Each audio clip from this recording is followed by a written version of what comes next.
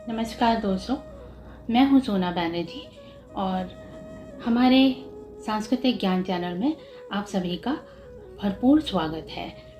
जैसा कि आप जानते हैं, इस चैनल पे पूजा विधि विधान, व्रत, त्योहार आदि विषयों के बारे में चर्चा की जाती है। तो आज के विषय है व्रत कैसे किए जाते हैं, जिसमें भी मैं आज की तिथि को देखते हुए एक बहुत ही महत्वपूर्ण व्रत के बारे में आपको बताऊंगी।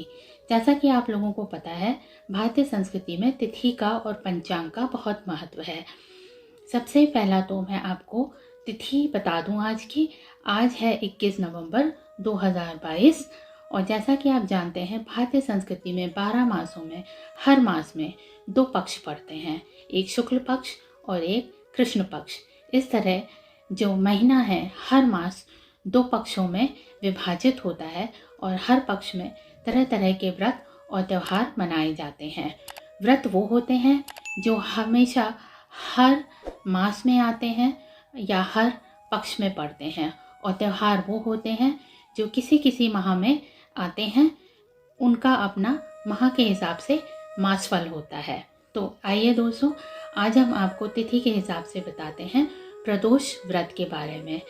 आज का दिन है जिस दिन बहुत लोग शंकर भगवान के जो उपासक होते हैं वो प्रदोष का व्रत रखते हैं। प्रदोष का मतलब ही दोष दूर करने वाला होता है और यह व्रत का महत्व होता है कि इस दिन पूजा पाठ प्रदोष काल में ही किया जाता है। आज की तिथि को त्रयोदशी तिथि के नाम से भी जाना जाता है और अगर हम पूरे साल को देखें तो कम से कम 24 से 26 प्रदोष हर साल पड़ते हैं। इसलिए हमें पंचांग के हिसाब से ही और तिथि के हिसाब से ही चलना होता है। आज तो थोड़ा वीडियो लेट हो गया है, पर मैं कोशिश करूँगी कि अगले बार से जब भी मैं आपके लिए कोई व्रत जो हर पक्ष में पड़ता है के बारे में बताऊं तो थोड़ा पहले ही वीडियो डाल दूं, जिससे आप लोगों को यह व्रत करने में आसानी हो।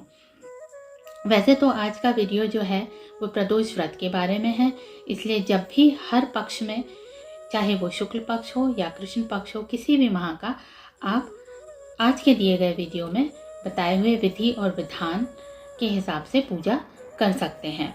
तो आज का दिन पूजन के लिए बहुत ही महत्वपूर्ण माना जाता है और आज के दिन भगवान शंकर की पूजा की जाती है। इस व्रत के महत्व के बारे में भी आपको बता दूं। यह व्रत सुखी जीवन के लिए किया जाता है, हमारे पापों के नाशों के लिए किया जाता है, किसी भी तरह की कामना पूर्ति के लिए किया जा सकता है। और सबसे बड़ी बात है, हमें यह भी मान के चलना चाहिए कि हर वार के हिसाब से, जैसे हर पक्ष में जो भी सप्ताह आता है, हर सप्ताह में रविवार से लेके शनिवार तक के दिन होते हैं। तो जिस दिन भी यह प्रदोष पड़ता है उस दिन की महत्वपूर्णता को देखते हुए यह व्रत किया जाता है। अब मैं आपको बताऊंगी कि प्रदोष किस वार में पड़ेगा तो उसका क्या महत्व होगा। जैसे कि अगर यह व्रत रविवार के दिन पड़े तो यह आयु आरोग्यता के लिए बहुत उत्तम माना जाता है। तो जिन लोगों को अपनी आयु और आरोग्यता बढ़ानी हो उन्हें रविवार का प्रदोष अवश्य करना चाहिए। इसी तरह सोमवार को अगर प्रदोष पड़े तो यह कामना सिद्धि हेतु होता है। इससे कोई भी हमारी जो इच्छाएं हैं उनकी पूर्ति होती है, इसलिए इसको अभीष्ट प्राप्ति प्रदोष व्रत भी माना जाता है। अब मैं आपको बताऊंगी मंगलवार के प्रदोष। मंगलवार के प्रदोष का महत्व है रोगों से मुक्ति और स्वास्थ्य हेतु जो भी मंगल कामना हमारी है उसके लिए मंगल प्रदोष किया जाता है। इसी तरह बुधवार का प्रदोष सर्व कामना सिद्धि के लिए करते हैं। बृहस्पति प्रदोष शत्रु विनाश के लिए करते हैं। बृहस्पति आपको आपके व्यापार और नौकरी में और जो भी कार्य आप करते हैं उसमें उन्नति कराता है। इसके बाद आता है शुक्र प्रदोष। शुक्र प्रदोष जो होता है वो सौभाग्य और स्त्री की समृद्धि के लिए करते हैं। इसी तरह शनिवार प्रदोष पद प्राप्ति कामना हेतु किया जाता है। तो ये तो हो गया दोस्तों वार के हिसाब से प्रदोष तिथि का महत्व। अब आपकी जैसी भी कामना हो या आपकी जैसी भी इच्छा हो उस हिसाब से यह व्रत करें। अब मैं आपको बताऊंगी इसको कैसे करना है। व्रत करने के लिए बहुत ज़्यादा कुछ भी नहीं करना है। आपको सिर्फ प्रदोष वाले दिन तिथि के हिसाब से व्रत रखना है। तिथि होती है त्रयोदशी, यानी कि एक पक्ष में पहली तिथि से लेके 15वीं तिथि तक में 13वां दिन जो पड़ता है उसे त्रयोदशी कहते हैं। तो त्रयोदशी तिथि के दिन यह व्रत करना होता है। व्रती को चाहिए कि वह सारे दिन व्रत रखे और सफ़ेद रंग के कपड़े पहने, और पूजा अर्चना जो होती है वो प्रदोष काल में यानी कि सूर्यास्त के बाद और रात्रि होने के पहले उस समय में होती है। तो आप दो तरीके से पूजा कर सकते हैं। एक तो शंकर पार्वती की मूर्ति या शंकर पार्वती की फोटो या फिर किसी शिव मंदिर में जाके पूजा कर सकते हैं, और इसमें आपको जल, दूध, बेलपत्र, फूल, धतूरा, धूप, दीप आदि दान करना होता है। व्रती को चाहिए कि वह फलाहार करे एक समय, और दूसरे समय भोजन किया जा सकता है। भोजन में जहाँ तक हो सके नमक ना खाएं या सेंधा नमक का उपयोग करें। भोजन में कुछ भी लिया जा सकता है, भोजन लेकिन सात्विक होना चाहिए। उसमें प्याज, लहसुन या नॉनवेज नहीं चलता है। बहुत से लोग इस दिन रुद्राभिषेक भी करते हैं। रुद्राभिषेक का वर्णन तुलसी रामायण में आया है। वैसे तो आप लोगों को अगर रुद्राभिषेक करना है तो घर में शिव जी को, शिवलिंग आपके पास होगा तो उसमें दूध जल चढ़ा के रुद्राभिषेक जो कि तुलसी रामायण में लिखा है वो पढ़ा जा सकता है। इसके लिए मैं आपको अलग से वीडियो या आप रुद्राभिषेक, रुद्राष्टकम जिसे कहते हैं, उसका वीडियो यूट्यूब में आपको कहीं भी मिल जाएगा।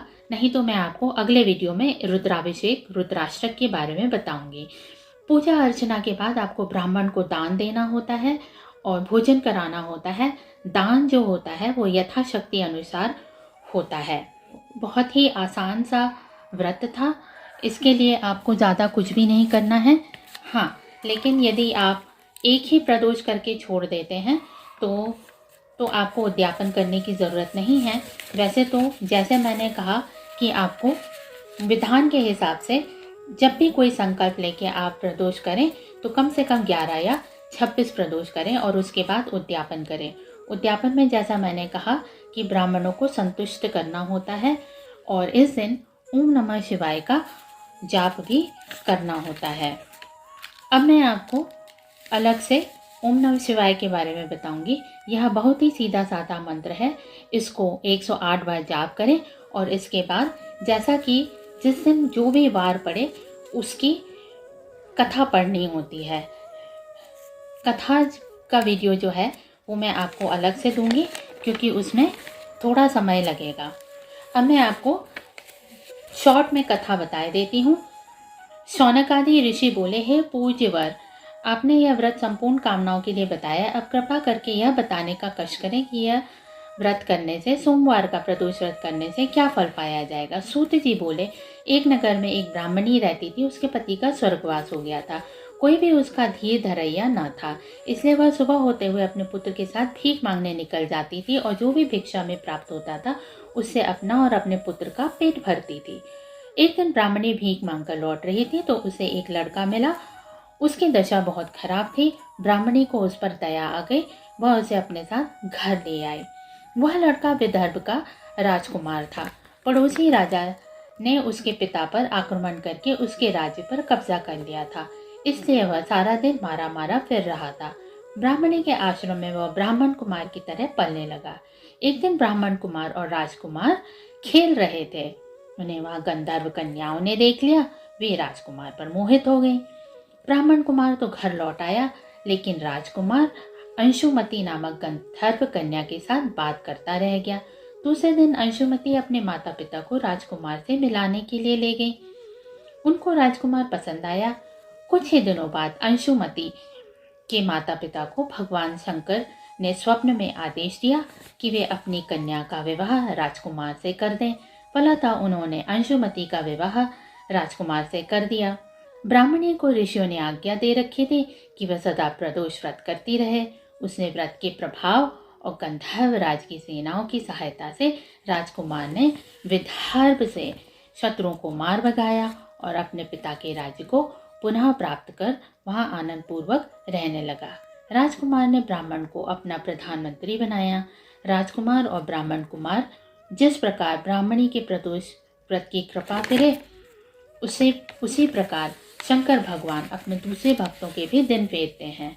तभी से प्रदोष व्रत का संसार में बड़ा महत्व हो गया। सूत जी बोले, दया करें, अब आप मंगल प्रदोष की कथा का वर्णन कीजिए। तो दोस्तों, इस प्रकार कथा होती रहेगी और मैं हर हफ्ते या जैसा भी समय मिलेगा मैं आपको कथाएं सुनाती रहूँगी। अगर आपको मेरा चैनल पसंद आ रहा हो, मेरा वीडियो पसंद आ रहा हो, कथाएं, पूजा विधि आदि में आपको अच्छा लग रहा हो सुनने में, तो हमारे चैनल को ज़रूर सब्सक्राइब, शेयर और लाइक कीजिए। तब तक के लिए धन्यवाद।